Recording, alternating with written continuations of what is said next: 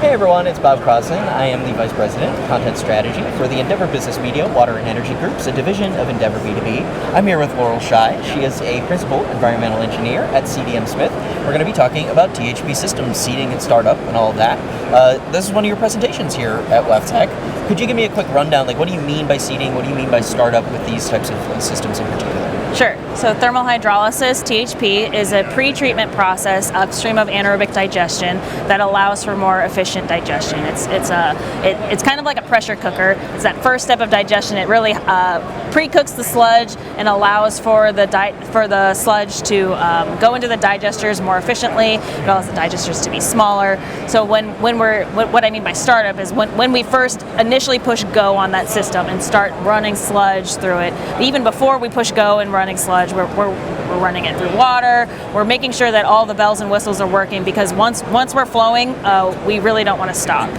So in advance of pushing go on THP, we want the digesters to be seeded first with a material to be able to receive the sludge. So if we start up a THP system and we just send the thermally hydrolyzed sludge straight to a digester with nothing in it, then the digester's not going to be ready for that, and there's not going to be enough material for it to be processed.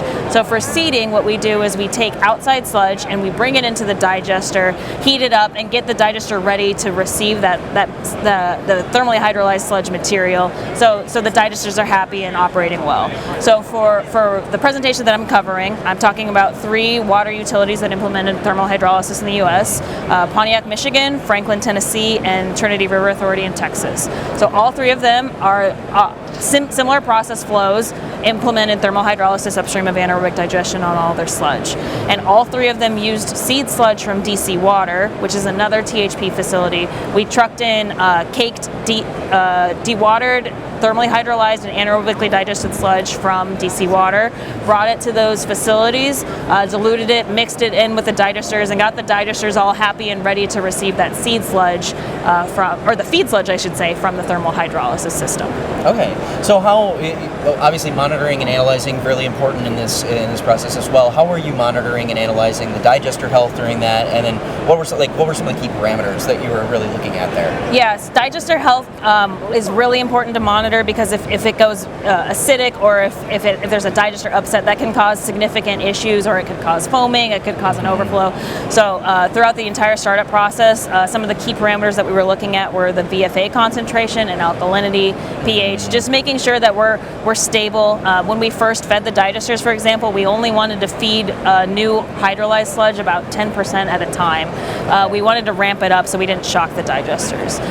So we were monitoring VFAs and alkalinity about on a daily basis, but the thing that really can be monitored on a continuous basis is the biogas production. So during digestion, one of the byproducts of digestion is biogas, which is the carbon that really breaks down and forms methane and carbon dioxide as a byproduct. So once we fed the digesters and seeded the digesters, the biogas production kind of took off pretty quickly. Yeah. And we were able to monitor flow, we were able to monitor methane content, and make sure that there's just stability. We didn't want to see significant increases and decreases in biogas production, because that could mean that something funky is going on in the digester. So we were constantly aware of our feeding rate from the thermal hydrolysis system, to make sure that the digesters were kind of maintaining a fairly steady state condition, watching those concentrations and watching the gas production. Yeah, so like the delta of the peaks and valleys is something you're very, very considerate of.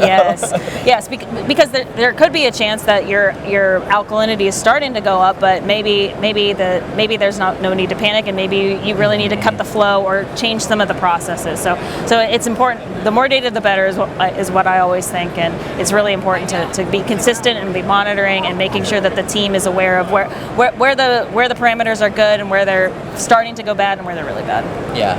So I'm getting the sense that THP is gaining a lot more popularity. You're seeing more of this kind of sprouting up all across the United States. But there's a lot that goes into it. You've just talked about some of that. What are some other things that utility owners or administrators or even operators really should know before they get into this world of THP? Yeah, so THP, it's a very complex system. It uses steam, it's high pressure, high temperature, so there are some safety considerations, but in the same vein, it makes for more efficient anaerobic digestion. So some of the drivers for these facilities were to make, constructing new digesters is very expensive. Yeah. So if we can make smaller digesters with upstream pretreatment with thermal hydrolysis that is more cost effective, that can be very beneficial. The other major driver of THP is that it can achieve Class A biosolids when it's processing all of the sludge together. So that allows the facility to create a higher quality biosolids product that could be reused for land application purposes. And another benefit is that thermally hydrolyzed sludge generates more biogas. So there's more opportunity for reuse of biogas for water utilities with implementation of THP. Yeah. Awesome. Well, thanks so much, Laurel. I appreciate the time. And for everyone who's watching, check out our video description below. We'll have some more information on THP down there for you, and you can watch more WEFTech 2025 videos.